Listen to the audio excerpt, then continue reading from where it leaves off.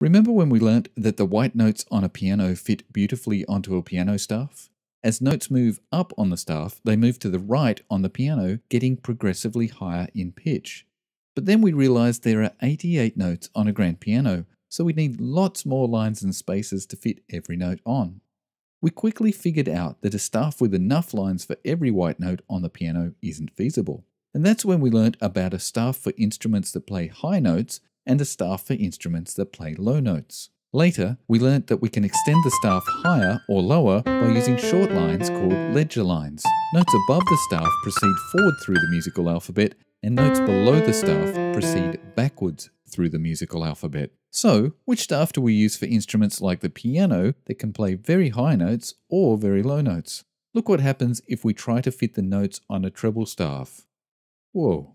Fortunately, there is a really clever device called the grand staff that links the staff for high notes and the staff for low notes, and all we need to make a grand staff is 2 lines. Let's start with 2 staves. We'll put a treble clef on the top staff to indicate that it's for high notes and a bass clef on the bottom staff to indicate that it's for low notes. Now, let's use the first of our 2 lines. We use a vertical line with an object called a brace to join our staves. This means the music on both staves is to be played at the same time rather than one after the other. Finally, we connect the notes on both staves to each other with a single ledger line. The note on the ledger line in the middle of the 2 staves is a C, and because it's in the middle, we call it middle C. So, with a combination of the grand staff and ledger lines, we can notate all of the white notes on the grand piano. But what about the black notes? The black notes get their name from the white notes.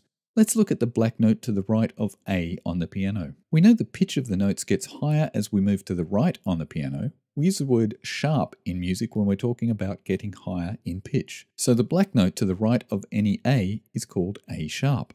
We don't need a new line or space for sharp notes. We use a device called an accidental. The sharp sign is a hashtag. So A with a hashtag in front of it becomes A sharp. But wait, did you notice that A sharp is also to the left of B? A sharp also has a relationship to B. We use the word flat in music when we're talking about getting lower in pitch. So the black note to the left of any B is called B flat. We don't need a new line or space for B flat either. We use a different accidental called a flat, B in italics. So B with an italic B in front of it becomes B flat. So the black notes on the piano have 2 names. We call these notes enharmonics, notes that are the same pitch but are known by 2 different names. So A sharp is the enharmonic of B flat. Let's see how this pans out for all 5 enharmonic notes, the black notes on the piano keyboard. Starting with the group of 2 black notes. The note between C and D is C sharp and D flat.